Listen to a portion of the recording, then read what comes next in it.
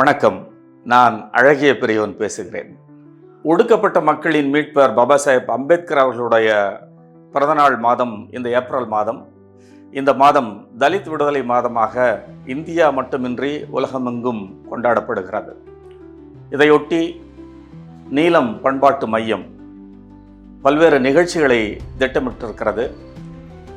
4வது ஆண்டாக அவர்கள் பி.கே. ரோசி திரைப்பட விழா, தம்மா நாடக விழா, புகைப்பட கண்காட்சி, தலித் வரலாற்று கண்காட்சி என்று பல வகையிலும் நடத்துகிறார்கள்.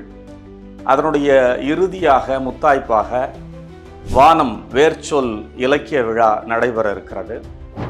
இந்த விழாவிலே இந்தியா முழுக்க மட்டுமின்றி உலக நாடுகளிலிருந்தும் தமிழ்நாட்டின் பல்வேறு பகுதிகளிலே இருந்தும் தலித் அறிஞர்களும் படைப்பாளிகளும் கவிஞர்களும் ஆர்வலர்களும் பங்கு பெற இருக்கிறார்கள். இந்த நிகழ்ச்சியிலே பல்வேறு வகையான அமர்வுகள் திட்டமிடப்பட இருக்கின்றன. ஒரு மக்கள் திரளினுடைய வரலாற்றை அறிந்து கொள்ள வேண்டும் என்று சொன்னால் அவர்களுடைய இலக்கியத்தை நாம் அகழ வேண்டும், ஆய்வு செய்ய வேண்டும்.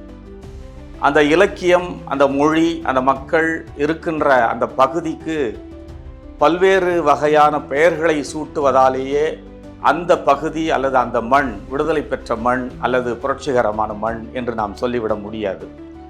தொடர்ந்து தமிழ்நாட்டிலே தலித் மக்கள் மீதான வன்முறைகள் நிகழ்ந்து கொண்டே இருக்கின்றன, அதிகரித்து கொண்டே இருக்கின்றன. இதை குறித்து பேசுவதற்கான தயக்கம் என்பது இன்றைக்கு பொது சமூகத்தில் மட்டுமல்ல, உரிமை சார்ந்து பேசுகிறவர்கள் இடத்திலும் கூட காண்பதை நினைக்கிற போது மிகவும் வேதனையாக இருக்கிறது, மிகவும்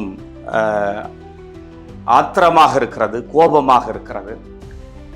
இளம் தலைமுறை, மிக முக்கியமாக இளைஞர்கள் தலித் மக்களுடைய அந்த வரலாற்றை தெரிந்து கொண்டால்தான் அவர்கள் வரலாற்றை படைக்க முடியும்.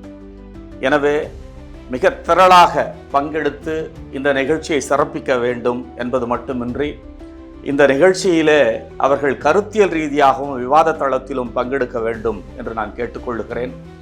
எல்லோரையும் போலவே நானும் இந்த நிகழ்ச்சியிலே பங்கெடுக்க, பேச, உங்களோடு கலந்துரையாட, உங்களை எல்லாம் சந்திக்க ஆர்வமாக இருக்கிறேன். சந்திப்போம். வானம் வேர்ச்சொல் இலக்கிய திருவிழா.